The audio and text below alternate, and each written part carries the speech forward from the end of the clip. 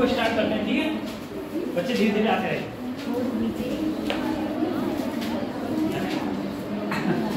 देखो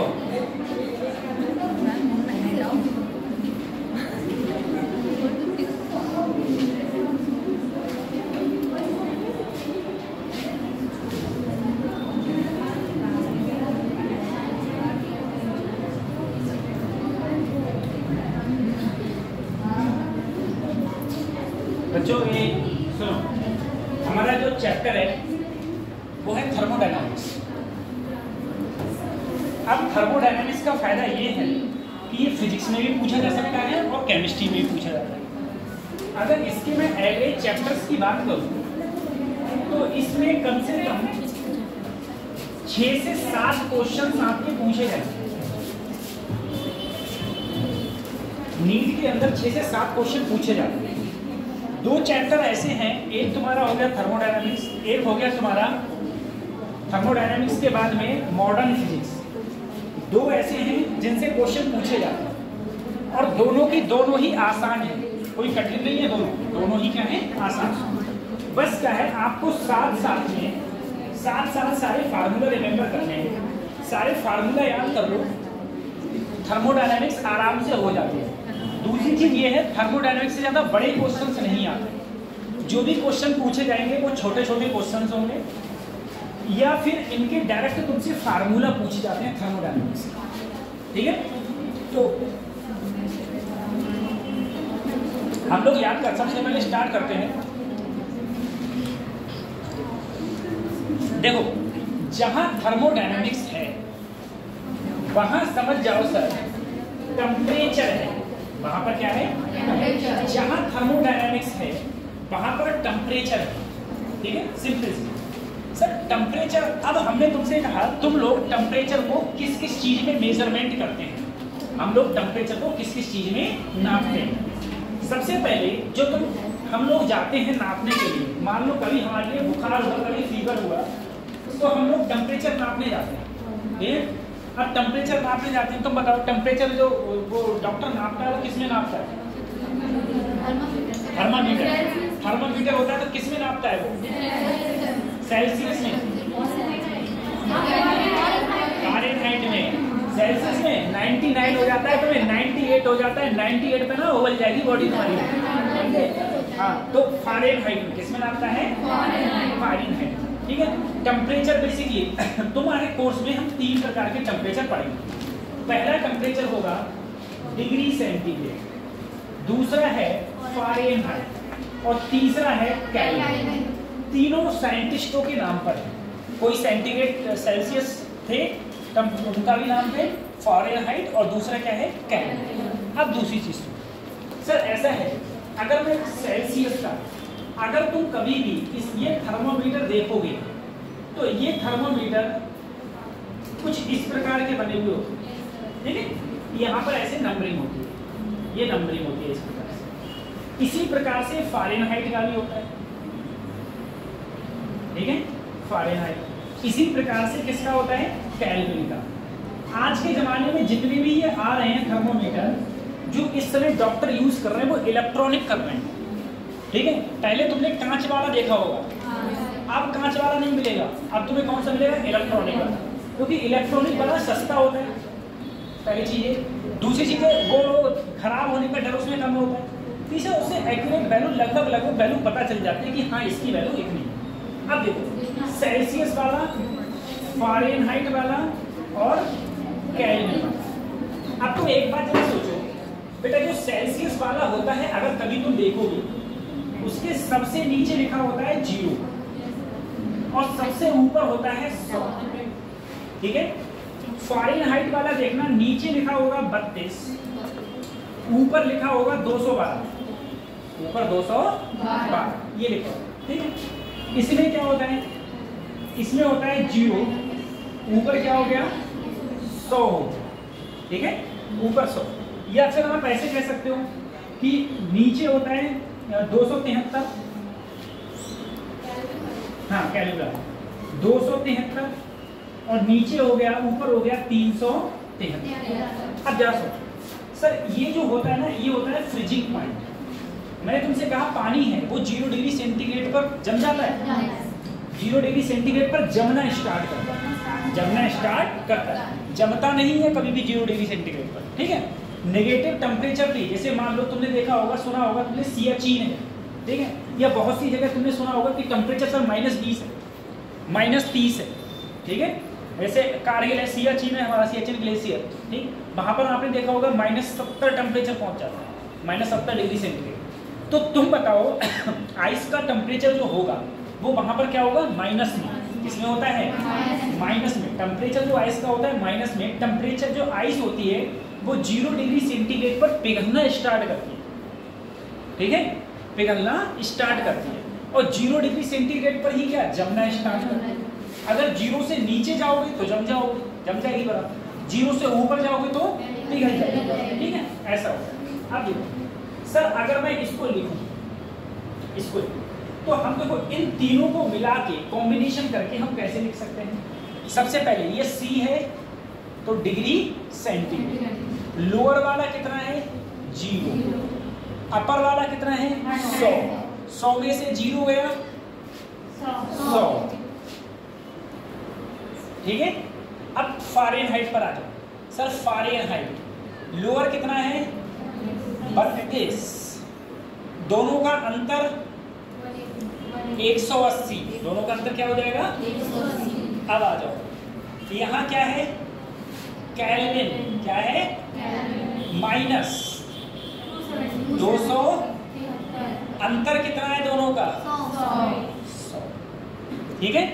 तो अगर मैं तीनों का रिलेशन बनाऊं, ये इन तीनों का सब रिलेशन होता है, तीनों का रिलेशन क्या आया, देखो C/100 बराबर F - 32 बराबर K - 273 ठीक है। ये इन तीनों का क्या हो गया, रिलेशन हो गया, इन तीनों का रिलेशन, ठीक है, रिलेशन। अच्छा उसके बाद अगले बढ़े, इसके अगले बढ़े। अब जैसे कोई क्वेश्चन तुमसे पूछा गया, मान लो कोई तुमसे क्वेश्चन पूछ लिया गया, मैंने तुमसे कहा 30 डिग्री सेंटीग्रेड है टेम्परेचर, उसको मुझे क्या करना है, चेंज करना है। किसमें चेंज करना है, फ़ारेनहाइट, ठीक है। अब देखो मुझे टेम्परेचर डिग्री सेंटीग्रेड दिया है और कन्वर्ट किसने करना है, फ़ारेनहाइट, तो मैं डिग्री सेंटीग्रेड और फ़ारेनहाइट वाला लूंगा बस, बाकी से मुझे मतलब नहीं। यानी कि सर C/100 बराबर F - 32/100। अब देखो डिग्री सेंटीग्रेड कितना दिया है 30, तो यहाँ लिख दिया मैंने 30, लिख दिया 30, 0 से 1 0 से 1 0 बढ़ गया, इधर बचा 3, 18 तियां, बोलो 18 तियां हैं, 18 तियां, 18 तियां, ठीक है। इसकी इससे गुणा हुई तो F - 32। सर अगर 32 को मैं इधर लाऊं तो ये 54 + 32 बराबर F, तो F की वैल्यू कितनी आई, 4 और 2 6, 5 और 3, तो कितने फ़ारेनहाइट आया 86 फ़ारेनहाइट। यानी कि सर 30 डिग्री सेंटीग्रेड जो टेम्परेचर है वो फ़ारेनहाइट में कितना होगा 86 फ़ारेनहाइट, ठीक है 86। अब तुम मुझे बताओ ह्यूमन टेम्परेचर कितना होता है 37।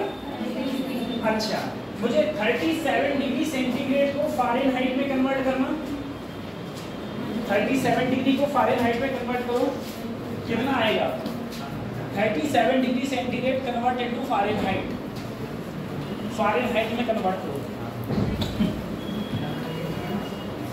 37 डिग्री सेंटीग्रेड को।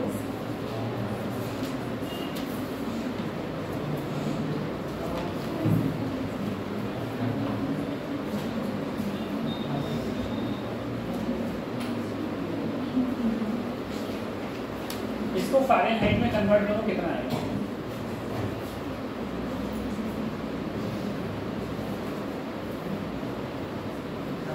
सबसे पहले फार्मूला याद करना है, सी बटे 100 एफ माइनस 32 बटे 180 बराबर के माइनस 273 बटे 100। ठीक है, अगर मुझे कोई वैल्यू डिग्री सेंटीग्रेड में दी है और केल्विन में पूछा है तो मैं ये दोनों लगाऊंगा। अगर मुझे वैल्यू फ़ारेनहाइट में दी है, केल्विन में पूछी है, तो मैं ये दोनों लगाऊंगा।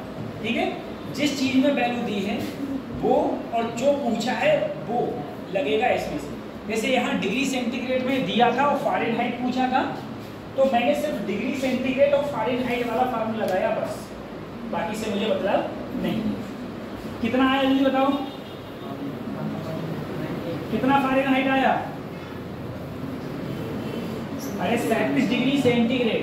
तो देखो सी क्या है 37 बटे एफ माइनस 32 बटे 100, 0 से 2 पंजे 10, 2 नेम 18, 9 की गुणा करो, 9 सत्ते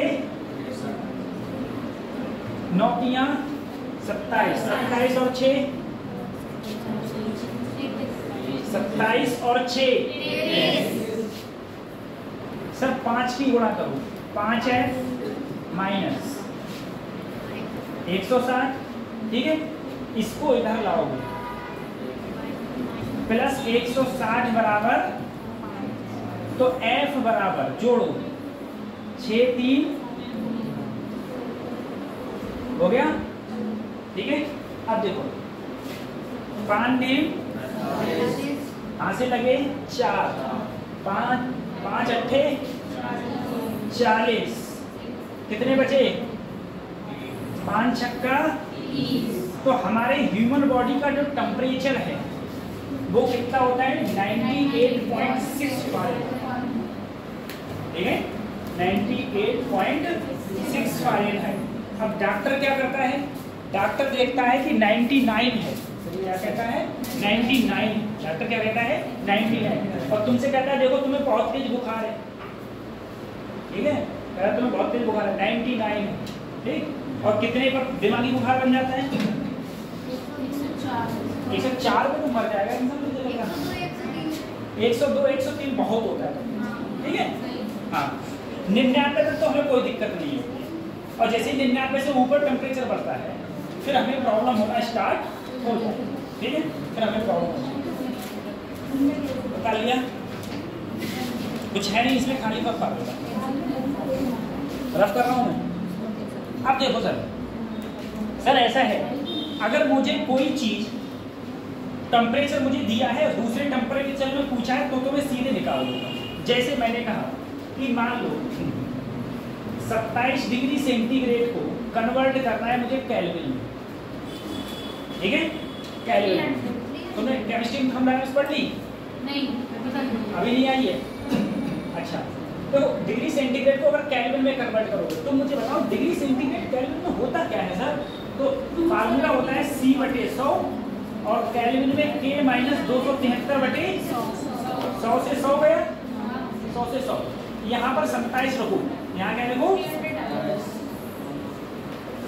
इसको 273, इसको जब इधर लाओगे तो K बराबर 273 प्लस यानी कि कितना आ गया 300 केल्विन। क्या आ गया? दूसरी चीज सर हाईएस्ट टेम्परेचर तो बहुत मेजर हुए दुनिया में, लेकिन अब तक का सबसे लोएस्ट टेम्परेचर जो है जो हम मानते हैं इससे नीचे हमें कोई टेम्परेचर नहीं मिला। ये क्या लिखा है 0 केल्विन। ओके मत पढ़ना, ठीक है ओके नहीं 0 केल्विन क्या है 0 केल्विन। अब तक का 0 केल्विन से नीचे कोई टेम्परेचर नहीं है सर। 0 केल्विन का मतलब होता है बच्चों -273 डिग्री सेंटीग्रेड। ठीक है, ये बहुत कम टेम्परेचर हो गया -273 डिग्री सेंटीग्रेड। 0 केल्विन से कम टेम्परेचर आज तक हमें फाइंड आउट नहीं हुआ, या हम मानते ही नहीं है कि 0 केल्विन से नीचे भी कोई टेम्परेचर होता है। अगली चीज सर जी, अब एक बात बताओ, जरा सोचने की बात ये है, मैंने आपसे कहा कि मान लो, ठीक है मैंने कहा मान लो, आप बताओ चाहोगे, मैंने कहा अगर मैंने तुम्हें 50 डिग्री सेंटीग्रेड दे दिया, फ़ारेनहाइट में चेंज करो, तो तुमको नहीं समझी डिग्री सेंटीग्रेड दे दिया फ़ारेनहाइट में चेंज करो, कोई मतलब ही नहीं है। यही तो लगाओगे, यही तो लगेगा सर, ठीक है। लेकिन मैंने कहा टेम्परेचर का चेंज 20 डिग्री सेंटीग्रेड है, तो फ़ारेनहाइट में कितना चेंज होगा? अब याद करना, यहाँ पर मैं चेंज कह रहा हूँ, यहाँ पर मैं क्या कह रहा हूँ? चेंज। इससे पहले मैं टेम्परेचर बता रहा था। मैंने कहा जैसे मान लो इस पेन का टेम्परेचर 20 डिग्री सेंटीग्रेड है, फ़ारेनहाइट में कितना होगा? निकाल दिया तुम। मैंने कहा इस पेन का टेम्परेचर 20 डिग्री चेंज हुआ, तो फ़ारेनहाइट में कितना चेंज हुआ होगा? बात समझ आ रही है? जहाँ पर डिफरेंस की बात आ जाए, वहाँ पर जो फार्मूला होता है degree, delta degree centigrade, delta kelvin 5/9 delta, ये फार्मूला डिग्री सेंटीग्रेड डेल्टा के 5/9 डेल्टा एफ। अब कैसे समझी? देखो, जैसे मैंने तुमसे कहा किसी की कोई बॉडी है, उसका डिग्री सेंटीग्रेड में 50 डिग्री सेंटीग्रेड टेम्परेचर चेंज हुआ। टेम्परेचर कितना चेंज हुआ? 50 डिग्री। मैंने कहा केल्विन में कितना हुआ होगा? तो जितना डिग्री सेंटीग्रेड में चेंज होता है उतना ही किसमें होता है? केल्विन में। तो सर जी केल्विन में भी कितना हुआ होगा? 50। सही है। मैं कहूँ फ़ारेनहाइट में कितना चेंज हुआ होगा? इसने पूछा फ़ारेनहाइट में, तो क्या करोगे? Delta C 5/9 delta F. Delta C 50 सर 9 की इससे गुणा करो और 5 को लाओ नीचे,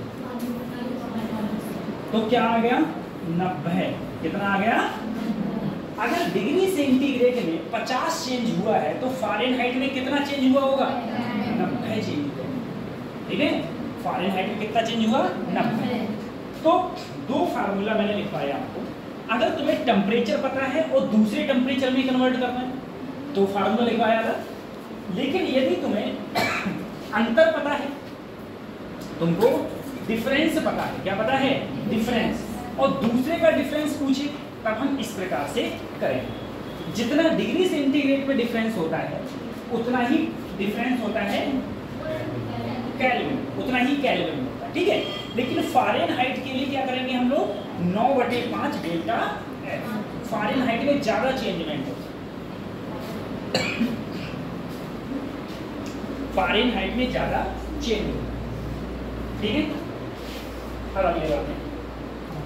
ठीक है, कुछ है नहीं इसमें, अगले बढ़े।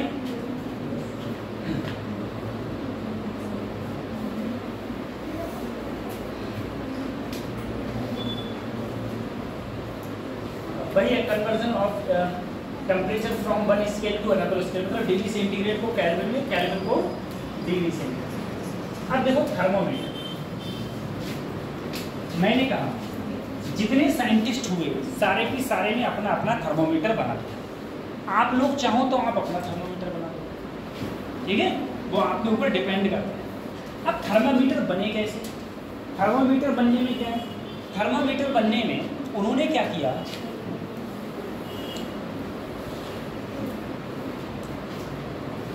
ऐसे लिया, ठीक है। सबसे नीचे क्या होता है बच्चों? Lower point. कौन सा है? और ये सबसे हायर पॉइंट, हायर पॉइंट, ठीक है, पॉइंटर। अब देखो सर थर्मोमीटर ये बनाया कैसे? थर्मोमीटर कैसे बनाया? जैसे मान लो तुम्हें अपना थर्मोमीटर बनाना है, ठीक है, तुम क्या करोगे? जैसे सेल्सियस ने बनाया था या किसी ने बनाया, तुमने अपना थर्मोमीटर बनाया, तुमने अपना नाम कुछ भी लिख दिया। जैसे मैंने अपना नाम मान लो डी लिख दिया, पहला मेरा शब्द डी है तो मैंने कहा डी माइनस लोअर पॉइंट, क्या? लोअर पॉइंट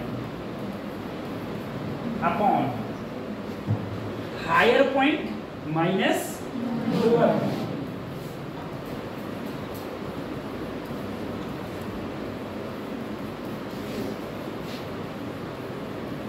ऐसे मेरा बन गया थर्मोमीटर। कैसे? जैसे डिग्री सेंटीग्रेड वाले ने बनाया, डिग्री सेंटीग्रेड वाले ने क्या बनाया, सेंटीग्रेड माइनस लोअर कितना होता था उसका 0, हायर होता है 100 माइनस, ठीक है, रीडिंग लेता रहता है, वो क्या लेता रहता है, रीडिंग लेता रहता है। इसी प्रकार से मैंने अपना थर्मोमीटर कोई बनाया, मैंने किया B minus lower point upon higher point minus lower, higher point minus lower. अब जैसे मैं तुमको इसमें एक चीज देखो, मैंने कहा मान लो मेरा लोअर पॉइंट सिर्फ 5 है, लोअर पॉइंट कितना मान लिया मैंने, और हायर पॉइंट मैंने क्या मान लिया 120, क्या मान लिया, लोअर पॉइंट मेरा है 5, हायर पॉइंट है 120। तो मैं कैसे, अब मान लो मैंने अपने जो मैंने थर्मामीटर बनाया इसका लोअर पॉइंट है 5, हायर पॉइंट है 120, मैंने क्या किया, इसे उठा के एक पानी में डाला, पानी थोड़ा गर्म है, ठीक है। अब जब पानी में डाला इसने जो टेम्परेचर मुझे दिखाया, देखो बीच बीच में ये लकीरें थी ना, लकीरें होती हैं ऐसे लकीरें, इसने मुझे जो टेम्परेचर दिखाया वो मान लो उसने दिखाया 60, कितना दिखाया 60 दिखा। तो अब मैं कहूँ बताओ ये टेम्परेचर, ये जो वो जो वाटर है उसका टेम्परेचर डिग्री सेंटीग्रेड में कितना होगा, नहीं समझा। मैंने एक थर्मोमीटर लिया ऐसे, ठीक है, थर्मोमीटर उसमें सब कुछ मिटला हुआ है, मुझे नहीं पता क्या लिखा हुआ है। मैंने पेन लिया, मैंने नीचे वाला जो पॉइंट था वो कितना माना 5, ऊपर वाला 120, ऊपर वाला क्या माना, और मैंने बीच में इक्वल अमाउंट में बहुत सारे चिन्ह लगा दिए, ठीक है। इस बार नीट में ये क्वेश्चन आएगा, ध्यान रखना, ठीक है, बहुत सारे बीच बीच में क्या लगा दिए, चिन्ह लगा। अब मैंने उठाया उस थर्मोमीटर को, उठा के पानी में डाल दिया, तो पानी का कुछ ना कुछ टेम्परेचर होगा, वो टेम्परेचर इसमें क्या मुझे दिखाएगा, वो टेम्परेचर इसमें दिखाएगा कि वो टेम्परेचर कितना है। मान लो मेरा जो थर्मोमीटर था वो टेम्परेचर कितना दिखा रहा है 60। अब तुमसे कोई पूछ ले, अब तुमसे कोई पूछ ले तो बताओ उस पानी का टेम्परेचर डिग्री सेंटीग्रेड में कितना है, डिग्री सेंटीग्रेड में कितना। तो देखो मेरा टेम्परेचर ये कितना दिखा रहा है बच्चों, लोअर कितना है 5, हायर 120 माइनस 5, ये हो गया हायर 120। अब डिग्री सेंटीग्रेड का लो तो C बटे क्या होता है 100, यहाँ पर करा, ऊपर क्या आया 55, नीचे आया 115, C बटे 100। अच्छा 5 से काटो, 5 एकम 5, 1 5 दूनी 10 और 5 दिया 15, तो C बराबर आया 1100 बटे 23 डिग्री, ठीक है। जो वाटर है उसका टेम्परेचर कितना होगा, उसका टेम्परेचर होगा 1100 डिग्री सेंटीग्रेड बटे 23, ठीक है, या 1100 बटे 23। सर यही चीज हमारे पढ़ने नहीं पड़ी, ये क्या हो गया क्या नहीं होगा, ठीक है। इसमें मत लिखो, कोई दिक्कत नहीं लिखना। एक ये जैसे क्वेश्चन है कभी जो मैंने अभी बताया, कभी उसी प्रकार से जरा सोचो। इसने कहा एक मैंने आर्बिट्ररी स्केल ले ली, उसका आइस पॉइंट, आइस का मतलब होता है लोएस्ट, कितना है -20। स्ट्रीम का मतलब क्या है बेटा, स्ट्रीम का मतलब है जैसे भाप बन जाता है ना, यह हाईएस्ट पॉइंट कितना है 180, लोअर कितना है -20। बेहतर थर्मोडायनामिक रीड, जब ये थर्मोमीटर है वो कितनी रीड कितना पड़ रहा है 5, तो कह रहा है find the reading in centigrade. तो सेंटीग्रेड थर्मोमीटर में कितनी रीडिंग होगी, एक थर्मोमीटर है उसका लोअर कितना है -20, हायर कितना है 80। ये थर्मोमीटर किसी चीज की रीडिंग कितनी पड़ रहा है 5, तो बताओ उस चीज की रीडिंग डिग्री सेंटीग्रेड में कितनी है। तो कतई दिक्कत नहीं लेनी, सबसे पहले कितना पड़ रहा है ये लोअर कितनी है -20, अपर कितना है 180, लोअर कितना है -20 से किसमें पूछा है बच्चों? तो सेंटीग्रेड बटे 100, minus minus plus 25, minus minus plus 200, सी बटे 2 जीरो से सी की वैल्यू कितनी आ गई बताओ? डिग्री सेंटीग्रेड में तापमान कितना होगा? 12.5 डिग्री सेंटीग्रेड, ठीक है, 12.5 डिग्री ये होगा, ये टेम्परेचर होगा किसमें? डिग्री सेंटीग्रेड, ठीक है। इस टाइप से इस थर्मोमीटर को कभी कभी फॉल्टी थर्मोमीटर भी बोलते हैं, फॉल्टी थर्मोमीटर, ठीक है। जो थर्मोमीटर गलत रीडिंग देते हैं या गलत होते हैं उन्हें फॉल्टी थर्मोमीटर भी बोलते हैं।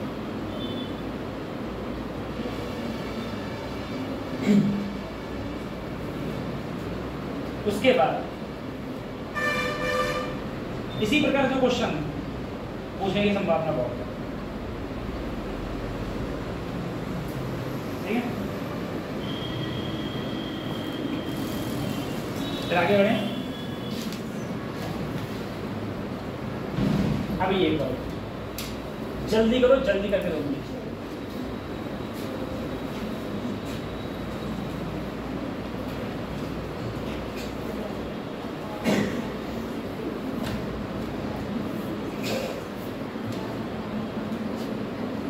ठीक है, एक फॉल्टी स्केल है, ठीक है, कोई दिक्कत नहीं। कह रहा है point fixed marked as, lower point है 5, हायर पॉइंट क्या है 95। वो किसी बॉडी का टेम्परेचर मेजरमेंट कितना कर रहा है 59। तुमसे कहा है correct temperature of the in degree centigrade.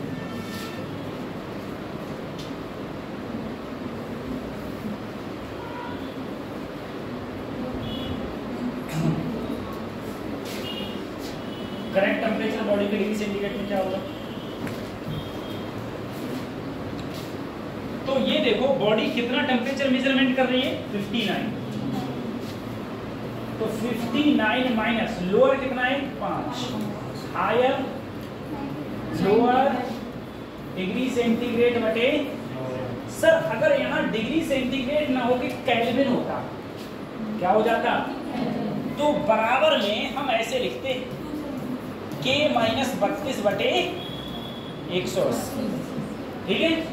अगर यहाँ सेल्सियस ना होके केल्विन होता, वो सॉरी फारेनहाइट होता तो ये ऐसे, सॉरी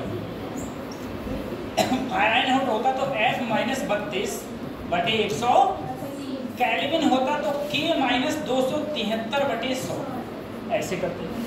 डिग्री सेंटीग्रेड है इसलिए C बटे 100 करते हैं, ठीक है, C बटे 100। सर ऊपर सब्ट्रैक्ट किया 54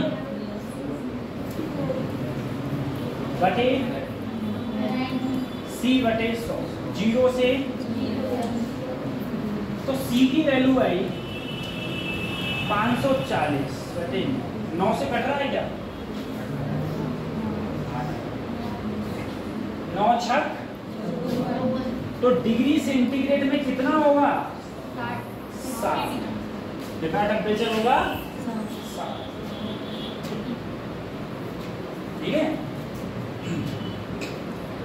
फॉल्टी थर्मोमीटर का दिया हो गया है नहीं? ये तो अपने आप करो। चलो एक ही और कर दो, आता जल्दी बता दो आंसर क्या होगा। ABCD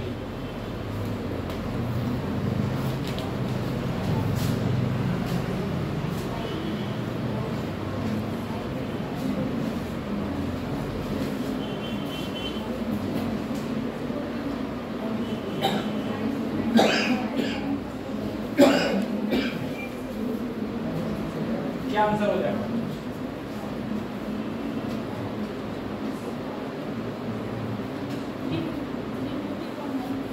आंसर था ABCD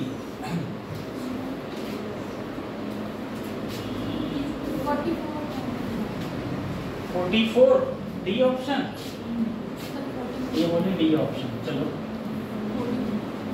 44 आपका भी यही याद है, ठीक है।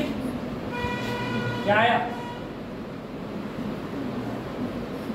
अबे कितना दिखा रहा है ये?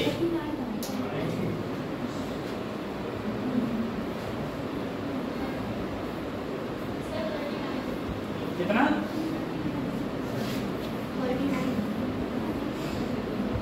अब क्वेश्चन देखो, क्वेश्चन क्या क्या है।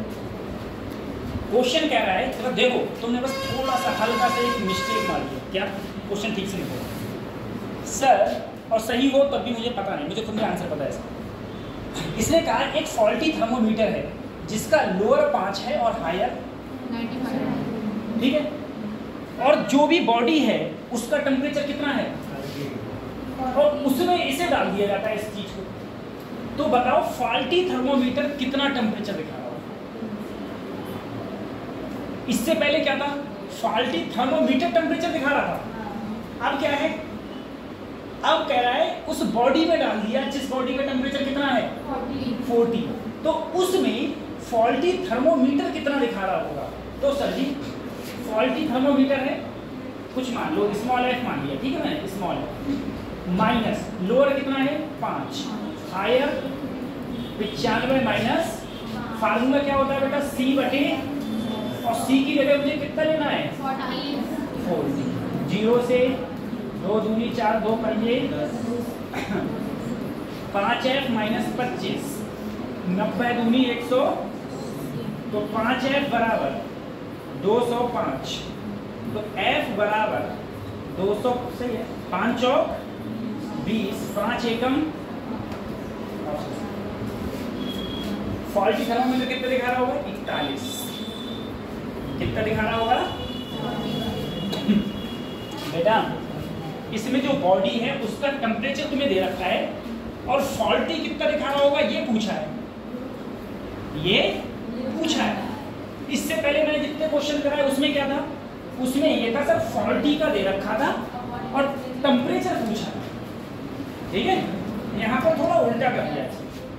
यहाँ पर क्या कर दिया है कि उसने कहा इसका लोअर इतना है, हायर इतना है। अब मान लो पानी का टेम्परेचर 40 है, तो अगर इसे पानी में डाल दिया जाए तो इसका टेम्परेचर कितना दिखाएगा, ये पूछा है। इससे पहले क्या होता था? लोअर दे रखा था, हायर दे रखा था, और इसका ही टेम्परेचर दे रखे होते थे, ठीक है, पानी में, और तुमसे पानी का ही टेम्परेचर पूछते थे, ये होता था।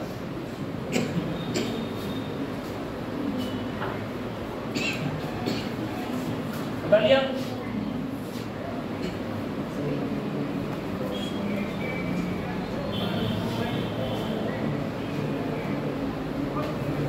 सही है, बताइए ना, ठीक है। अब देखो दुनिया में किसी भी चीज का अगर तुम टेम्परेचर बढ़ाओगे, ठीक है, तो कुछ वैल्यू, कुछ चीजें होती हैं वो फैलती हैं, कुछ चीजें होती हैं वो कम होती हैं। जैसे डेंसिटी कम होती है, डेंसिटी, लेकिन वॉल्यूम बढ़ता है, वॉल्यूम। जैसे लीनियर एक्सपेंशन, लीनियर एक्सपेंशन का मतलब है कोई चीज ऐसी लंबी लंबी चीज कोई चीज, अभी इसकी कुछ इनिशियल लेंथ है जो तुमने मान ली L0, अभी इसका टेम्परेचर मैंने मान लिया T इनिशियल, T इनिशियल। अब मैं इसे गर्म करना स्टार्ट किया, गर्म करूंगा तो इसका टेम्परेचर बढ़ जाएगा, ठीक है। जब इसका टेम्परेचर बढ़ेगा, मान लो इसका टेम्परेचर बढ़ के L1 हो गया, कितना हो गया, ठीक है। सर टेम्परेचर बढ़ता है ना, किसी को गर्म करूंगा तो, किसी चीज को गर्म करूंगा तो टेम्परेचर क्या होगा, बढ़ता है। तुमने देखा होगा रेल की जो पटरियां होती हैं, दो पटरियों के बीच में थोड़ी जगह छोड़ी जाती है, क्यों? जिससे कि अगर कभी भी गर्मी पड़ती है तो क्या होता है, वो आपस में मिले नहीं, आपस में, क्योंकि अगर पटरियां आपस में मिल गई, मिली हुई, तुमने मिली हुई बनाई और गर्म हुई, गर्म हुआ, इसकी लेंथ बढ़ी, तो ये एक दूसरे से कैसे हो जाएंगी, टेढ़ी हो जाएंगी। क्या हो जाएंगी, टेढ़ी। इसीलिए तुमने एक चीज और देखी, मान लो तुमने देखा होगा कि किसी चीज के ऊपर, वैसे अब तो नहीं देखा, अब तो नहीं होता है, पहले होता था कोई पहिया है, उस पहिए के ऊपर अगर तुम्हें कोई छल्ला चढ़ाना है, ठीक है, अब भी होता है, अब कहाँ होता है, जैसे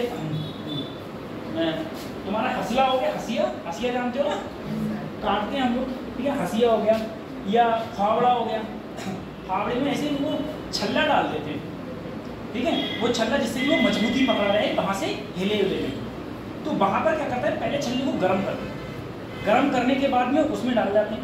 गर्म करने से क्या होता है सर, गर्म करने से सर क्या होता है, छल्ले का आकार क्या हो जाता है, बढ़ जाता है, लेंथ में इंक्रीमेंट। जब ये ठंडा होता है तो वापस से अपनी उसी आकार में आने की कोशिश करता है, ठीक है, तो वो क्या हो जाता है, वो टाइट हो जाता है। और क्या हो जाता है, टाइट। तुम समझो अगर किसी भी चीज की लंबाई पहले L1 थी, बाद में, और टेम्परेचर था T इनिशियल, बाद में उसकी टेम्परेचर हो गया T फाइनल, इसकी लेंथ में इंक्रीमेंट होता है, एक्सपेंशन। कितना एक्सपेंशन होता है, तो L1 बराबर L0 1 प्लस अल्फा इंटू इतना। सर अगर मैं अंदर मल्टीप्लाई करूं,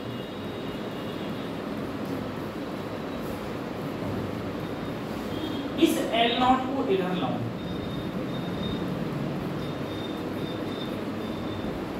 ठीक है, ये हो गया। सर इस L0 को कहां ले जाऊं, नीचे, ये क्या आ गया, ये आ गया डेल्टा L, ये क्या आ गया, डेल्टा L का मतलब हो गया लंबाई में परिवर्तन, लंबाई में। और अगर आपसे फ्रैक्शन पूछा जाए तो डेल्टा L बटे L0, यहाँ क्या बचेगा, ठीक है, ये क्या है सर, ये है तुम्हारा फ्रैक्शन चेंज, फ्रैक्शन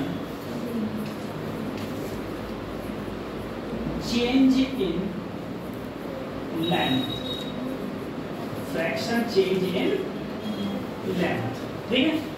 अगर तुमसे परसेंटेज चेंज पूछे लेंथ में, तो डेल्टा L बटे L गुणा 100, यहाँ अल्फा डेल्टा T गुणा 100, ये परसेंटेज चेंज आ जाएगा किसके अंदर, लेंथ के, कि लेंथ के अंदर कितना परसेंटेज चेंज हुआ,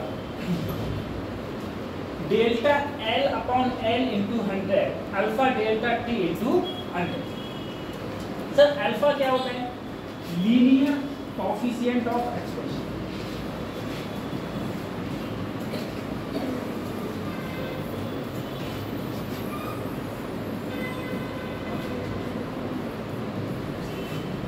लीनियर कोएफिशिएंट ऑफ एक्सपेंशन, ठीक है, लीनियर कोएफिशिएंट ऑफ एक्सपेंशन, ये अल्फा।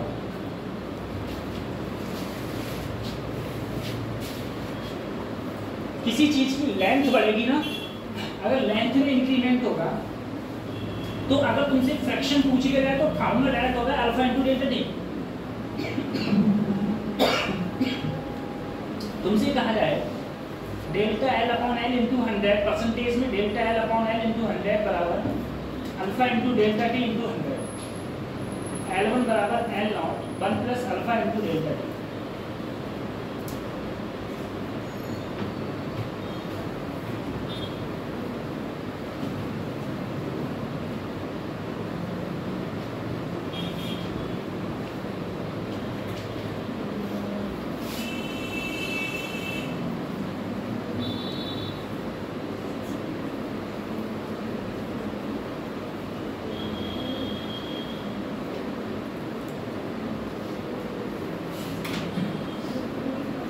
ठीक है, जैसे लीनियर एक्सपेंशन है उसी प्रकार से अगला है एरियल एक्सपेंशन।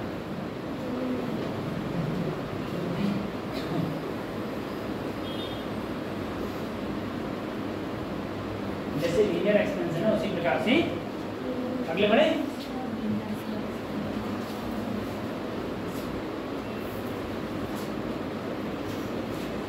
का टेस्ट नहीं हुआ है, अब मुझे टेस्ट हो जाए तो अभी तो तुम्हारे से लैब टेस्ट हुआ है और वो भी टेस्ट नहीं था।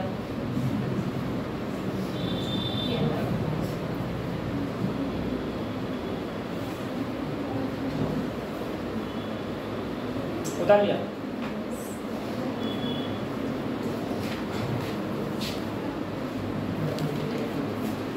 देखो बेटा, एरियल एक्सपेंशन सिंपल सी चीज तरह देखो, पहले मान लो किसी चीज का एरिया ये है,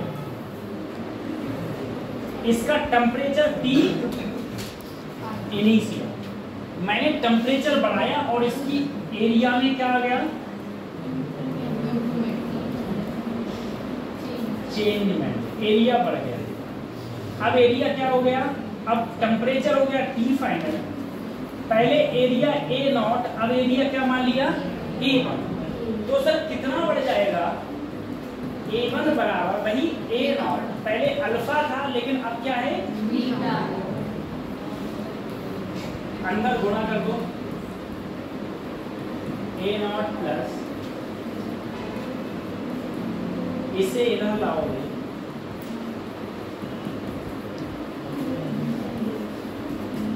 ठीक है। ये देखो एरिया में कितना चेंजमेंट आया, इतना। अगर फ्रैक्शन से करोगे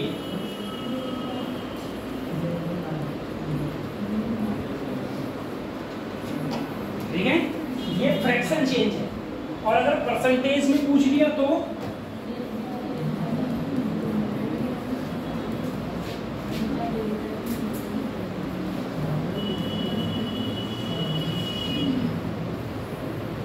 परसेंटेज में पूछ लिया तो ये होता है। बीटा क्या होता है, areal coefficient of expansion, areal coefficient of expansion, ठीक है। बीटा होता है areal coefficient of expansion,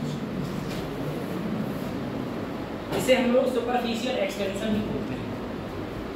area में अगर इंक्रीमेंट होगा तो ये होगा, लेंथ में होता है तो अल्फा, एरिया में होता है तो क्या हो जाता है बीटा। A0 क्या है इनिशियल एरिया, A1 क्या है फाइनल एरिया। A0 पर टेम्परेचर T इनिशियल, A1 पे टेम्परेचर T फाइनल, ठीक है। ये टेम्परेचर होता है, ये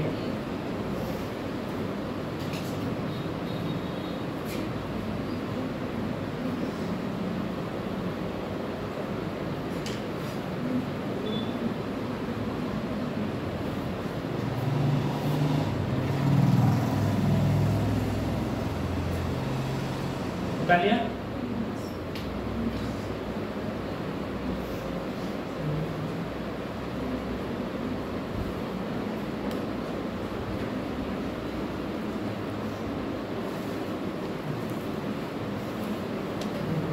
ठीक है, अब देखो एरिया के बाद में सर एक चेंज और आता है, वो आता है वॉल्यूम का, ठीक है, वॉल्यूम एक्सपेंशन। अब हम लोग वॉल्यूम एक्सपेंशन देखें। सर ऐसा है, मान लो पहले मेरे पास कोई ऐसा चीज थी, वॉल्यूम था V0, इसका टेम्परेचर था T इनिशियल। अब जैसे ही मैंने इसका टेम्परेचर बढ़ाया, इसके वॉल्यूम में क्या आ गया इंक्रीमेंट, इसके वॉल्यूम में इंक्रीमेंट आ गया, ठीक है।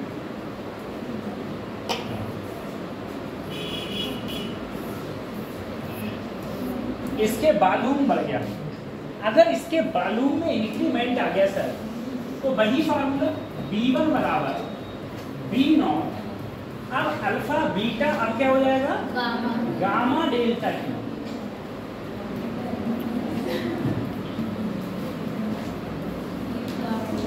V0 इधर आया,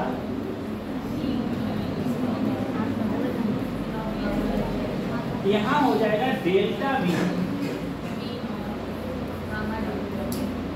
V0 देखो, V0 जब नीचे आएगा यहाँ हो जाएगा गामा इंटू, ये फ्रैक्शन चेंज है वॉल्यूम। और अगर परसेंटेज चेंज पूछेगा कि वॉल्यूम में कितना परसेंटेज चेंज हुआ,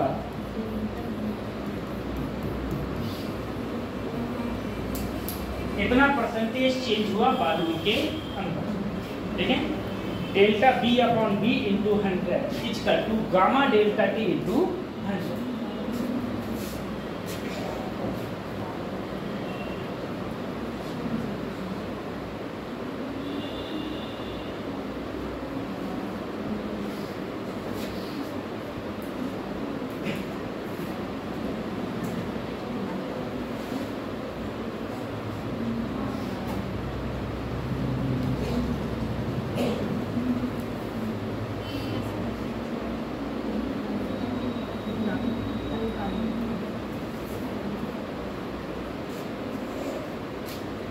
ठीक है, ये तुम्हारे एक्सपेंशन थे। अल्फा होता है लीनियर के लिए, बीटा होता है एरिया के लिए, गामा होता है बालून, ठीक है। बालून एरिया सब कुछ, ठीक है। बालून जानते हो जिसमें 3 डायमेंशन होती है, एरिया जिसमें 2 डायमेंशन होती है, अल्फा जिसमें 1 डायमेंशन होती है, ठीक है। तो कर लिया, कुछ है नहीं इसमें।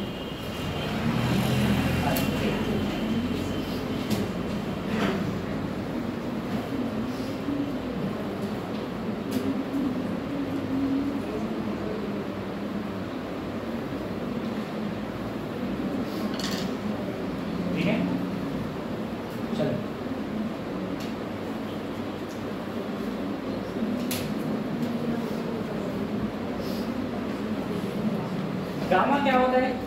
Coefficient of volume expansion, coefficient of volume expansion. जितने ज्यादा गामा होगा उतना ज्यादा एक्सपेंशन होगा, जितना कम गामा होगा उतना कम एक्सपेंशन होगा। ठीक, देखो एक रिलेशन बिटवीन अल्फा बीटा और किसमें सर अल्फा। देखो एक बात याद रखना सर, बीटा बराबर 2 अल्फा होता है, बीटा बराबर 2 अल्फा और गामा बराबर 3 अल्फा। अगर मैं अल्फा की जगह अल्फा रखा, बीटा की जगह 2 अल्फा, गामा की जगह, इन तीनों में क्या कॉमन है? तो 1:2:3। बेटा कॉमन में एक बात याद रखना, जो तीनों में कॉमन हो उसे गायब करना। उसे क्या करना? गायब। तो अल्फा को अगर मैं गायब करूं 1:2:3, ठीक है। अल्फा बीटा गामा का रिलेशन होता है 1:2:3, ठीक है। अच्छा पता है टेस्ट में एक बात और होती है, टेस्ट एक निर्धारित समय पर हो। जैसे मान लो आपसे कहा गया, अगर आपसे कह दिया जाए कि आपका टेस्ट परसों है या अगले हफ्ते है, तो अगले हफ्ते टेस्ट हो जाए। अगर अगले हफ्ते टेस्ट नहीं हुआ फिर तुमसे कह दिया अगले हफ्ते है, तो तुम पढ़ोगे ही नहीं, ना वो पढ़ोगे और ना तो उधर, और फिर तुमसे कह दिया जाए अगले हफ्ते टेस्ट है, तो तुम्हें जब अगली बार को टेस्ट होना भी होगा तो तुम भी कहोगे हट जाएगा। एक इंटरेस्ट खत्म हो जाता है, ठीक है। टेस्ट एक टाइम पर होना चाहिए कि हाँ जो टाइमिंग है वो टाइमिंग, इस टाइम पर टेस्ट होना चाहिए। ये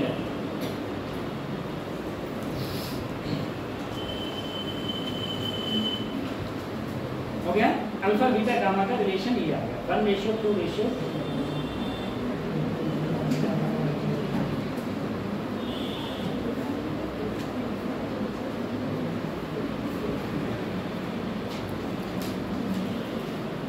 अब तुम लोगों से कह दिया, अब तुम लोगों से ये लोग बोले कि तुम्हारा टेस्ट है, तो तुम कहोगे हाँ हाँ ठीक ठीक टेस्ट है, ठीक ठीक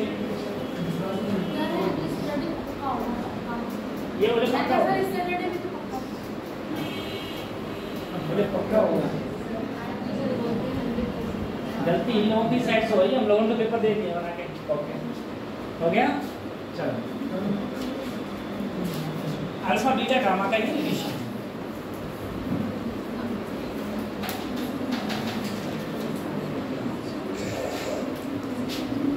अब देखो सब तुम मुझे बताओ, जिसका अल्फा ज्यादा, जिसका जिसका अल्फा उसकी लेंथ में ज्यादा इंक्रीमेंट होगा, जिसका अल्फा कम उसकी लेंथ में कम इंक्रीमेंट। क्यों सर? क्योंकि sir ji change in length का फार्मूला क्या हो जाता था? एल नॉट, जिसका अल्फा ज्यादा उसका डेल्टा एल ज्यादा होगा, उसका डेल्टा एल क्या होगा? ज्यादा। अब तुम जरा देखो, मैंने दो रॉड्स ली, एक ली कॉपर की और एक ली आयरन की। एक कॉपर है और एक आयरन। सर अल्फा जो है वो कॉपर का ज्यादा है किसके कंपेयर में? आयरन के कम। ठीक है, अल्फा जो है वो कॉपर का ज्यादा है किसके कंपेयर में? अब मैंने क्या किया, इन्हें गर्म किया। इसे क्या किया? गर्म किया। अगर मैं इसे गर्म करूंगा तो क्या होगा? किसकी लंबाई में ज्यादा वृद्धि होगी? किसकी लंबाई में ज्यादा वृद्धि होगी अगर मैं इसे गर्म करूंगा?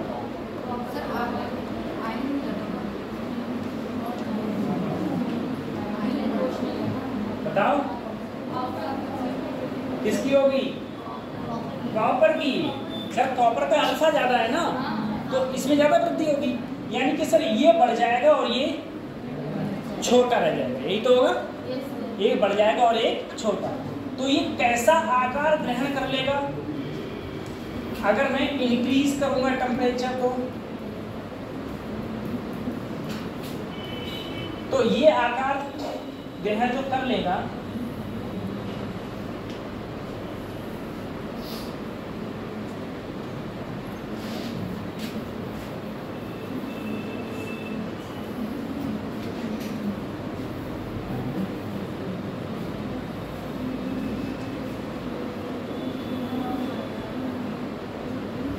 इस प्रकार से, ये हो गया कॉपर, ये हो गया, सही है, कॉपर एक हो गया आयरन। अब तुम मुझे एक बात बताओ,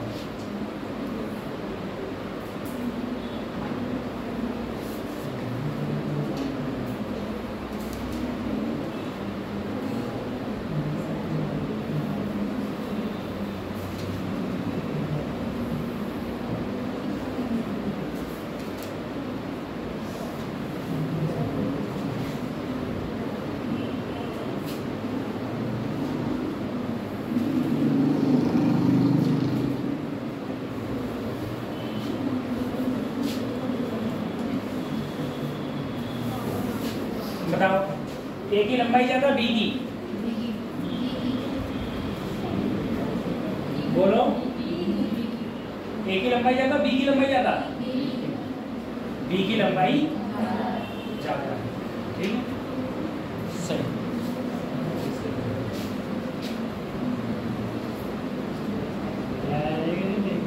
ये देख अपना ये आई कार्ड ले लो।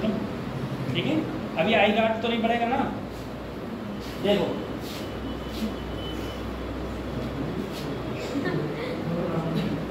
सही है, यही तो है।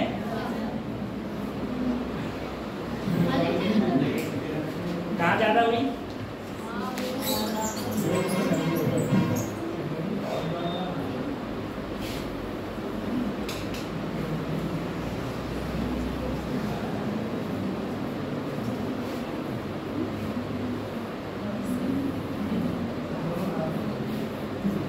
ऐसी तो थी, ऐसी तो थी। ठीक है, अब मैं अपना हाथ नहीं लगाऊंगा, है ना, ऐसे समझो। देखो यही तो लंबाई है बच्चों, देखो ये लंबाई, ये लंबाई दिख रही सबको? ये देखो लगभग क्या है, बराबर है। क्या है? तुमको बराबर नहीं, तुमको बड़ी दिख रही है, ये बड़ी नहीं है, ये लेंथ बड़ी नहीं है। ठीक है, ये दोनों क्या है? इक्वल लेंथ, ये दोनों इक्वल लेंथ। चाहे अपने पेपर बना के देख लो, ठीक है, ये इक्वल लेंथ। क्यों? क्योंकि सर जी इधर देखो, जितनी ज्यादा आर्क होगी, इसे बोलते हैं आर्क, इसे क्या बोलते हैं, और ये दूरी डिपेंड करती है रेडियस के ऊपर। इसकी रेडियस ज्यादा है इसलिए ऐसा हो रहा है, ठीक है। ये सोच लो, ये सोचना है क्यों ज्यादा हो रहा है। देखो ये दोनों तुम्हें बराबर दिख रही होंगी, ये दोनों तुम्हें क्या दिख रही हैं, बराबर, लेकिन ये बराबर नहीं है। तो देखो इसको नापो, देखो ये आ रही है, और इसको नापो, देखो देखो इसको तुम नापे, ये तो आ रही है बच्चों, और इसको नापो, देखो आ रही है, छोटी है वो, ठीक है, छोटी हो लो। तो अगर देखो मैंने सर ये इधर भी हो रही क्यों घुमाई है, क्योंकि सर इसकी लंबाई में ज्यादा वृद्धि होगी, इसकी लंबाई में क्या होगी, वृद्धि, इसकी लंबाई में वृद्धि ज्यादा, इसीलिए ये ज्यादा होगी और ये क्या होगी। तो जो ज्यादा होती है, जो कम होती है, वो बेचारी झुक जाती है, तो ये झुक गई, ठीक है। अब जैसे मान लो मेरे पास में कोई इस प्रकार की स्टेप्स होती है,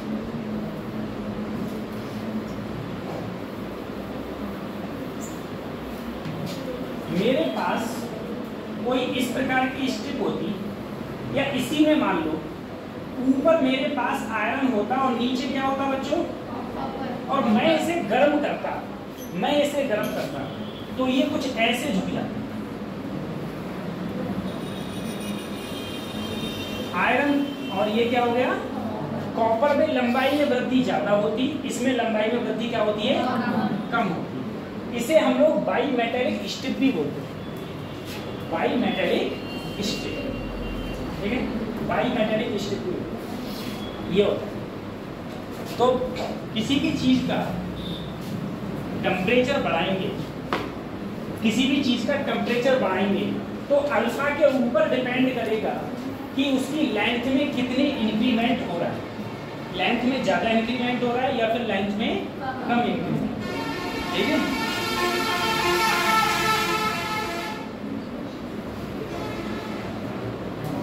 बहुत सी चीजें तुम लोग जानते ही नहीं हो, कोई चीज क्यों ज्यादा है क्यों कम है।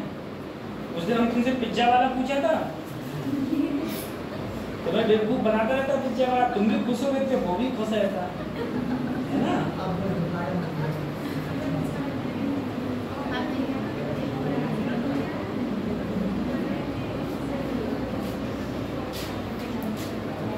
ठीक है, ठीक है, इसमें कुछ है नहीं।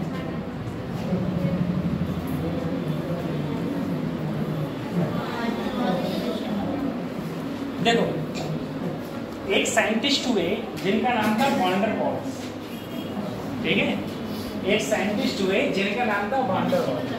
अब देखो इन साइंटिस्ट का तुमने एक इक्वेशन सबने पढ़ी है, पीवी बराबर, इसमें क्या है, पीवी बराबर एनआरटी सबने पढ़ी है। ये कौन सी इक्वेशन, आइडियल गैस इक्वेशन, कौन सी इक्वेशन है, ideal gas equation. Ideal gas equation होती है सभी पीवी बराबर, पी क्या है जहां पर प्रेशर, बी क्या है जहां पर, एन क्या है नंबर ऑफ मोल्स, आर क्या है गैस कांस्टेंट, टी क्या है, सही है। अच्छा अब जरा सुनो, अब ये जो समीकरण ये दी गई, ये बताई गई कि PV equal to NRT, PV equal to NRT. Van der Waals पढ़ते आ रहे थे PV इक्वल टू एनआरटी, तो वॉन डर वाल्स ने क्या किया, अच्छे से पढ़ने लगे ध्यान से कि ये P क्या है, उन्हें पता चला प्रेशर है, B क्या है वॉल्यूम, N क्या है नंबर ऑफ मोल्स, R क्या है गैस कांस्टेंट, T क्या है टेम्परेचर होती है। तुमने ये पढ़ लिया। वॉन डर वाल्स ने ऐसे नहीं पढ़ा, वॉन डर वाल्स ने ये पढ़ा P क्या है प्रेशर, किसका प्रेशर, इसका प्रेशर। तो उन्हें पता चला ये इक्वेशन क्या है, कोई भी एक चैम्बर है, उस चैम्बर के अंदर बहुत सारे गैस के मॉलिक्यूल्स हैं, कोई गैस भर रखी है, कोई गैस भर रखी है। बोले ठीक है, बोले P वो प्रेशर है, जो प्रेशर जो ये गैस के मॉलिक्यूल्स हैं, जो गैस के मॉलिक्यूल से टकरा के, क्योंकि गैस के मॉलिक्यूल्स कभी रुकते हमेशा चल रहे हैं, हमेशा चल रहे हैं, तो ये गैस का जो भी ये चैम्बर है, चैम्बर की जो दीवार है, उस दीवार पर क्या मार रहे होंगे, टक्कर। वो टक्कर की वजह से क्या हो रहा होगा इस पर प्रेशर। बोले ये वाला प्रेशर क्या है P। बोले अच्छा बोले बी क्या है, बोले बी है बालूम। बोले बी कौन सा बालूम है, बोले बी वो बालूम है जिस बालूम के अंदर ये गैस के मॉलिक्यूल्स टहल रहे हैं, जो घूम रहे हैं वो मॉलिक्यूल्स कौन सा है, वो बालूम कौन सा है, बी। तो इस चैम्बर का बालूम बी है। बोले ठीक है। बोले टी क्या है, बोले टेम्परेचर। बोले ये कौन सा टेम्परेचर है, बोले ये टेम्परेचर है जो ये गैस का चैम्बर है, गैस के अंदर जो ये गैस भरी हुई है, गैस T डिग्री टेम्परेचर पर भरी हुई है। बोले n नंबर ऑफ मोल्स। बोले अब हमारी सुन, वान डर वाल ने तो अपनी सुन। बोले ऐसा है P हमने माना, P कौन सा प्रेशर है जो गैस के मॉलिक्यूल्स दीवार पर लगा रहे हैं। इस पर लगा रहे हैं। अब जरा सोचो, मैंने क्या किया, तुम सबकी आंखों पर पट्टी बांधा और ये बेंचें सब बाहर की तरफ, ठीक है, और पट्टी बांधी और मैंने कहा रुकना किसी को नहीं है, जो रुका उसी के एक डंडा पड़ेगा, भागते रहना है, कभी रुकना नहीं है। तो क्या होगा, तुम आपस में भी तो टकराओगे, हैं, दीवार से भी टकराओगे। तो उनने कहा साहब जो दीवार से टकराओगे वो प्रेशर P है, बात सही है, और जो आपस में टकरा रहे हैं वो प्रेशर कम है। बोले हाँ बात तो सही कह रहे हैं भाई, गैस के मॉलिक्यूल्स तो आपस में भी टकरा रहे होंगे ना। बोले जो आपस में टकरा रहे हैं वो प्रेशर है AN²/। इसको भी ऐड करो, इसको क्या करो, ऐड करो। बात समझ में आ रही है। इन्होंने बोले वो प्रेशर नहीं जो दीवार पर टकरा रहे हैं, बोले आपस में टकरा रहे हैं वो भी, दीवार पर टकरा रहे हैं वो तो P है ही, जो आपस में गैस के मॉलिक्यूल्स टकरा रहे हैं वो प्रेशर क्या करो, ऐड। बोले दूसरा, बोले बालूम तुम कौन सा, बोले बालूम हम बोले कि जिसमें तुम टहल रहे हो, जैसे ये वाला कमरा हो गया, इसका बालूम क्या है, बी। बोले बी कैसे, बोले बी में तो टहल रहे, बोले बी में नहीं टहल रहे। अगर हम सब लोग इकट्ठे होकर एक कोने में आए, ठीक है, तो हम सब गैस के मॉलिक्यूल्स हैं तो सब इसी के अंदर ही। तो बोले सर जी, बोले गैस के मॉलिक्यूल्स सब उतने बीच में टहल रहे हैं या घूम रहे हैं, दौड़ रहे हैं जितने बीच खाली है, लेकिन इनका खुद का भी तो बालूम है।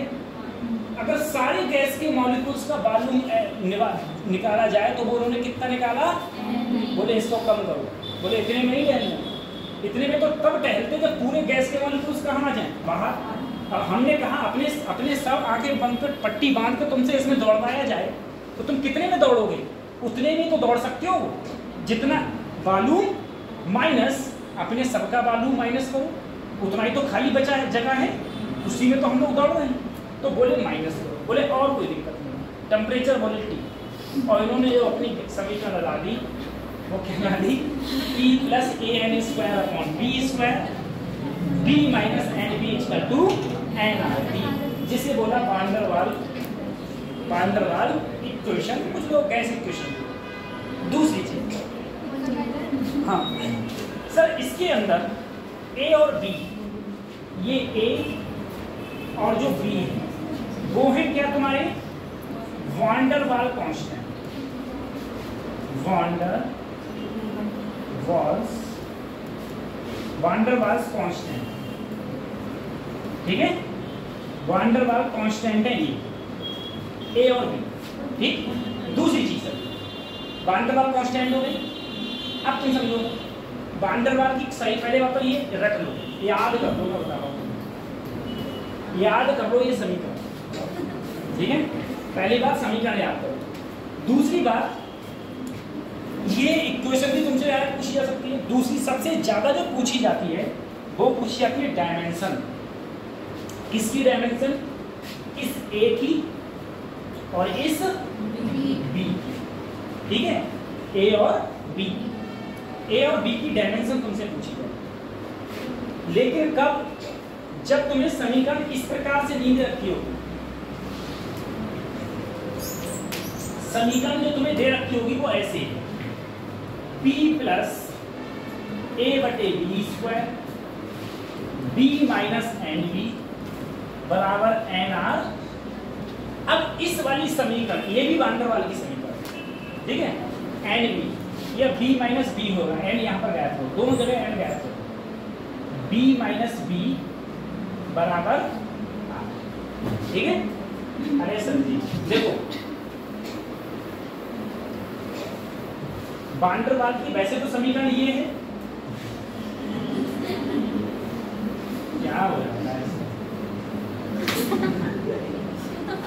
नहीं, कभी कभी काम नहीं करता है ना। हाँ। देखो सर, अगर मैं n बराबर 1 मानूं इसमें, तो p प्लस a बटे, और यहाँ हो जाएगा b माइनस b बराबर r बराबर। तुमसे पूछा डायमेंशन बताओ a और b की। a और b की डायमेंशन कोई बच्चा निकाल सकता है? सर a और b की डायमेंशन क्या होती है? ठीक है, a और b की। सबसे पहले मैंने तुमसे कहा, मान लो तुमसे अगर कहा जाए तुम बताओ चीनी खरीदी आपने, किस में खरीदती हो? किलोग्राम में?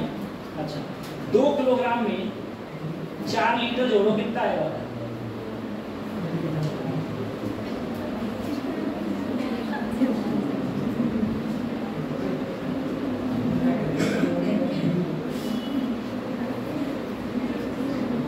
तो बताओ 1 किलोग्राम में 50 सेंटीमीटर जोड़ा तो कितना आएगा?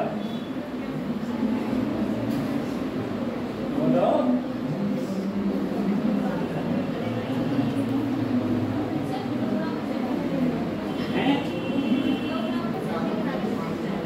ऐसे जोड़ेगा?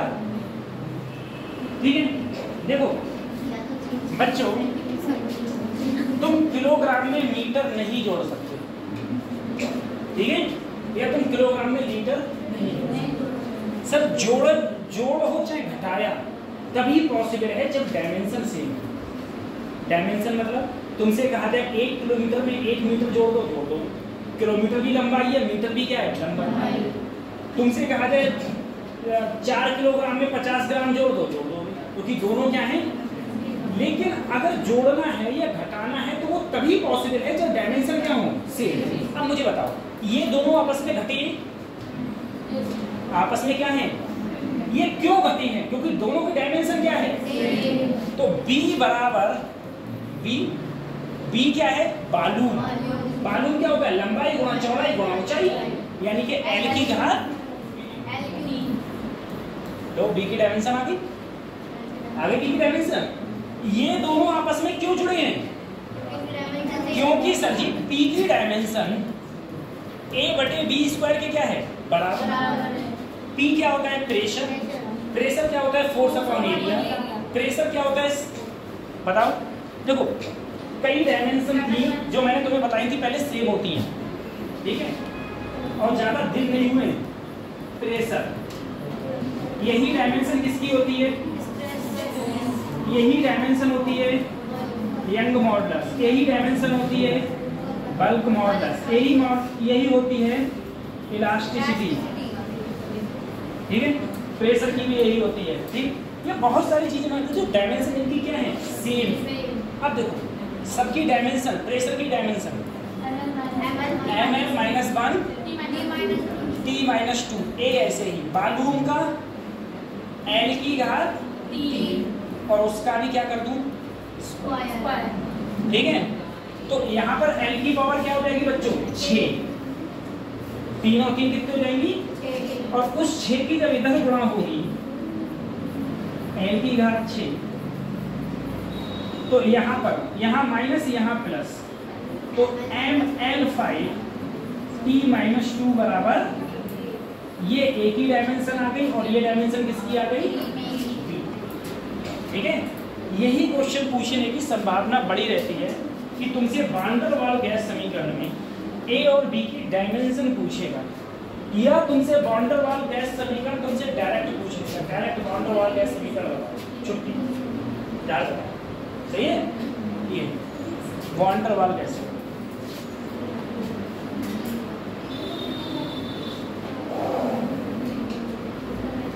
ठीक है। इसकी डायमेंशन इसके बराबर क्यों है? कोई भी चीज जुड़ेगी तो डायमेंशन क्या होगी? सेम। कोई भी चीज घटेगी तो डायमेंशन क्या होगी? सेम। जोड़ने में और घटने में डायमेंशन क्या होती है? सेम होती है। बस छुट्टी।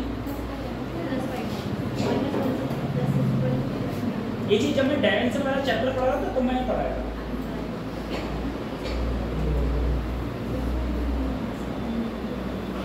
ठीक है।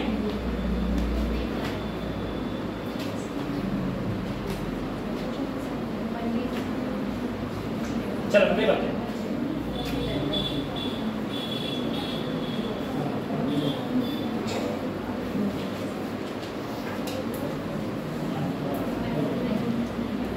देखो कुछ लास्ट में वो हम पढ़ेंगे। एक बात याद रखना,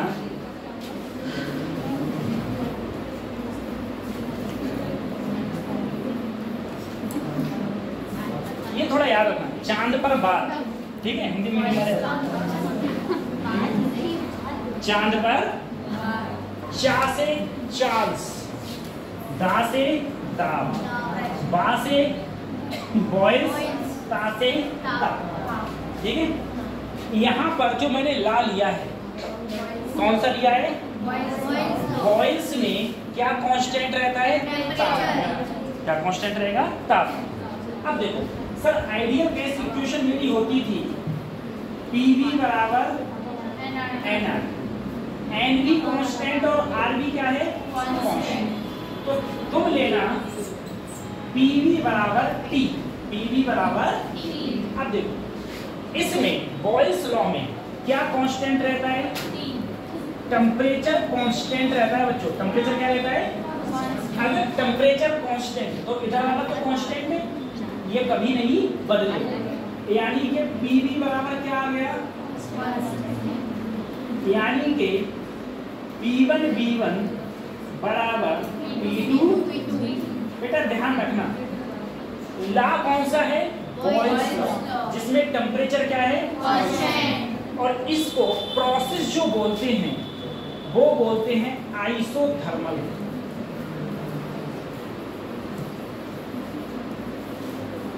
कौन सा प्रोसेस बोलेंगे? आइसोथर्मल। आइसोथर्मल प्रोसेस के अंदर टेम्परेचर कांस्टेंट, और आइसोथर्मल प्रोसेस में कौन सा ला है? Boyle's law. Boyle's law.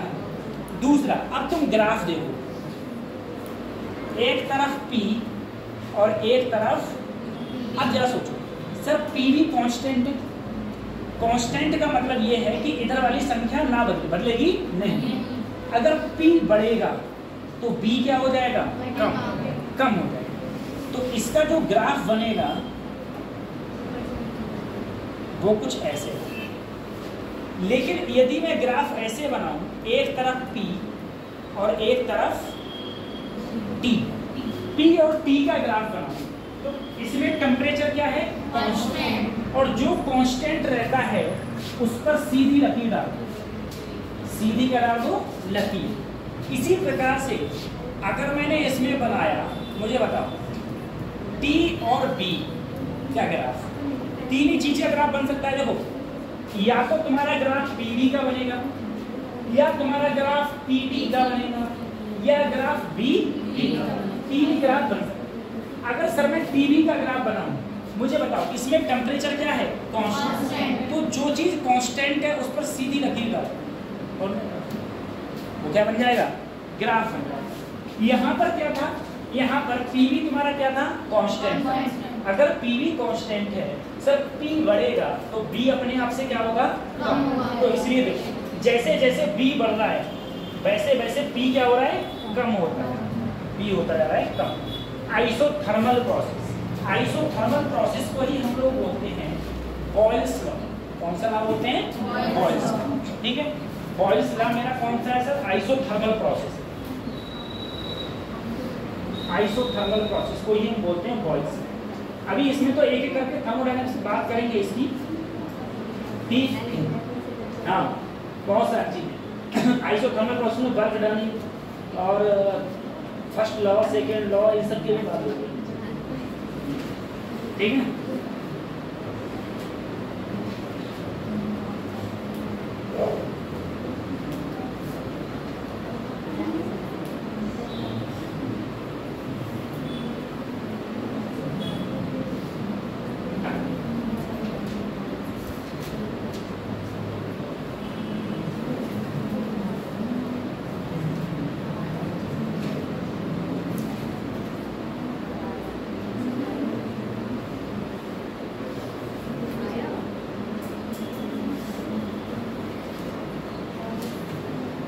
हो गया। आइसोथर्मल प्रोसेस, आइसोथर्मल प्रोसेस और ला कहते हैं बॉयल्स, ठीक है। प्रोसेस आइसोथर्मल और ला क्या है, बॉयल्स।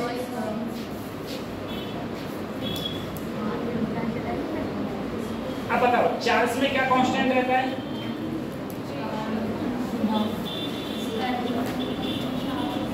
चांद पर बात, चांद, दा मतलब दाब, दाब मतलब प्रेशर, प्रेशर क्या रहेगा यहाँ पर? सही है सर, प्रेशर कांस्टेंट रहेगा। सर इक्वेशन जो थी PV बराबर nRT, nR तो कांस्टेंट होगा था T। अगर प्रेशर कांस्टेंट है, प्रेशर को हटा दो तो V बराबर क्या आ गया? इसका T होगा, क्या होगा? ठीक है, तो V1 बटे V2 बराबर T1 बटे T2। सही है बेटा, जिसमें प्रेशर कांस्टेंट रहता है उसको जो प्रोसेस होता है उसे बोलते हैं हम लोग आइसोबैरिक प्रोसेस। उस प्रोसेस को हम लोग बोलेंगे आइसोबैरिक प्रोसेस। सर एक और बताओ, इसमें एक बार ग्राफ तो बना दो, एक तरफ P, एक तरफ B, एक तरफ B, एक तरफ T, एक तरफ P और एक तरफ, भाई तीन ही ग्राफ हैं सर। अब ग्राफ जरा देखना सर, P और B इसमें कांस्टेंट क्या है? तो प्रेशर पर सीधी रेखा खींच दो, सही है। B और T देखो डायरेक्टली प्रोपोर्शनल है, तो अगर B बढ़ेगा तो T भी बढ़ेगा, ठीक है सर। इसमें P पर स्ट्रेट लाइन, P पर क्या खींच दिया? Straight line.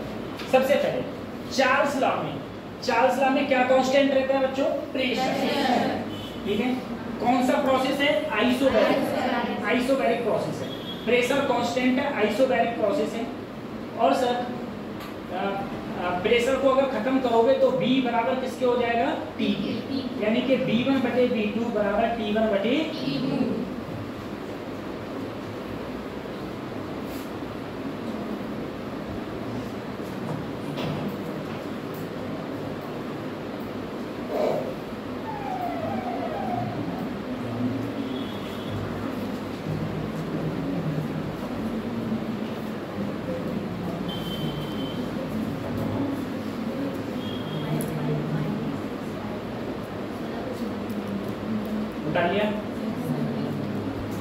चार्ल्स लॉ, तुमसे ऐसे भी क्वेश्चन पूछा इसमें कि बताओ चार्ल्स लॉ में क्या कांस्टेंट रहेगा?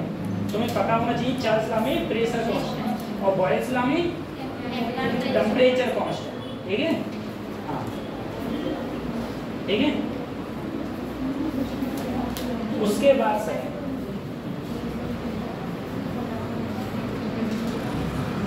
गैलूसेट, देखो बच्चों गैलूसेट लॉ में क्या होता है कांस्टेंट? वॉल्यूम। क्या कांस्टेंट रहेगा? वॉल्यूम कांस्टेंट है।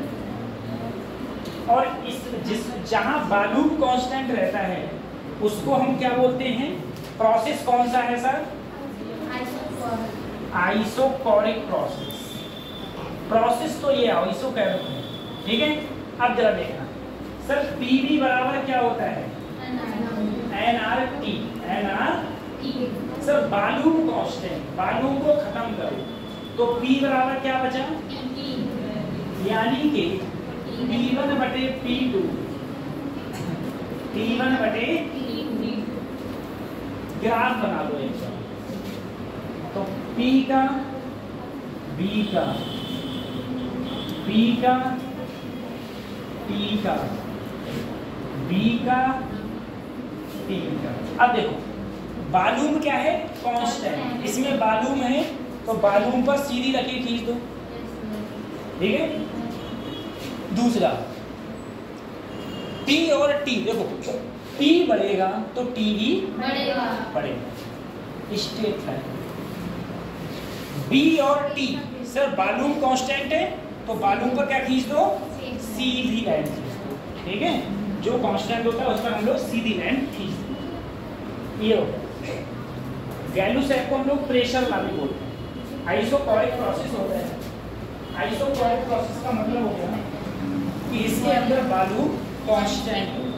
ठीक है, इसके अंदर वॉल्यूम कांस्टेंट हो। आइसोकोरिक का मतलब हो जाएगा इसके अंदर वॉल्यूम कांस्टेंट हो।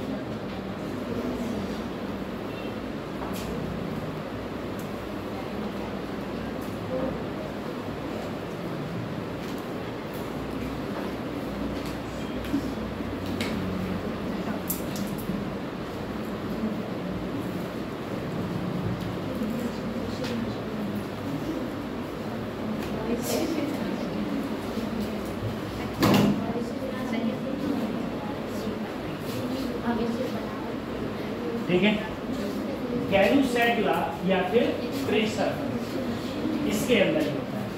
ठीक है, देखो आज की क्लास इतना ज़्यादा वो नहीं थी क्योंकि क्वेश्चन ज़्यादा ऐसे है नहीं किसी प्रकार से, थोड़ा छोटी अभी बंद नहीं हुई है क्लास। ठीक है, हाँ आज के बाद हमारी क्लास होगी फ्राइडे को।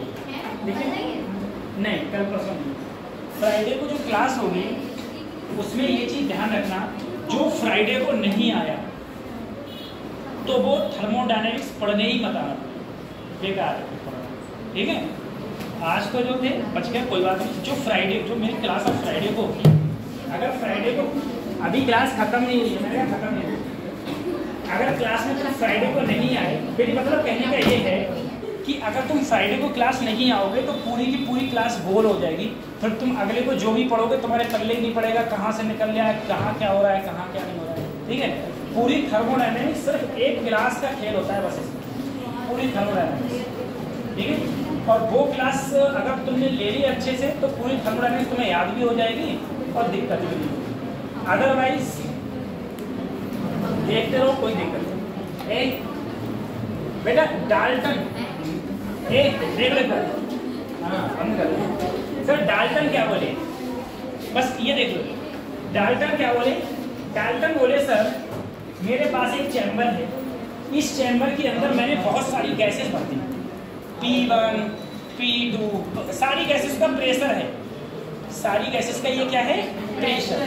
तो इन्होंने कहा अगर मैं बर्तन का कुल प्रेशर देखूं तो बर्तन का कुल प्रेशर सारे प्रेशर को क्या कर दो, ऐड कर दो, उसके क्या होगा, बराबर प्रेशर। ये किसने बोला था, डाल्टन। ठीक है, दूसरी चीज, एक चीज और है, ग्राम्स डिफ्यूजन लॉ। तुम लोग ये बताओ, पेट्रोल उड़ जाता है क्या, पेट्रोल हवा में रख दो, पेट्रोल, पानी, मट्टी का तेल, पानी उड़ जाता है, मट्टी का तेल, मट्टी का तेल उड़ जाता है, नहीं होता है।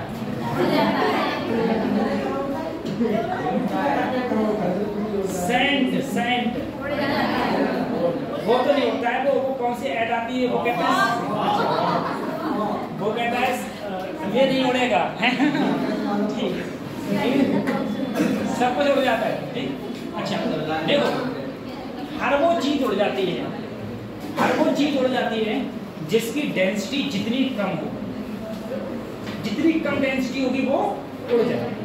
ठीक है सर, तुमने देखा होगा कि अगर तुम कोई भी सेंट लो या तुम अपना लिक्विड पेट्रोलियम गैस देखो, लिक्विड पेट्रोलियम गैस एलपीजी होती है, होती है। एलपीजी की गंध कैसी होती है, गंध होती नहीं होती एलपीजी में।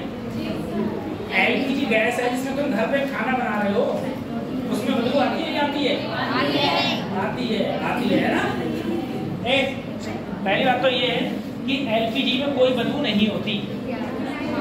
ठीक है, लिक्विड पेट्रोलियम गैस एलपीजी जो खाना बना रहे होते हैं उसमें कोई गैस, कोई भी बदबू नहीं होती। लेकिन बदबू लाने के लिए उसके अंदर एथिल मरकैप्टन मिलाया जाता है।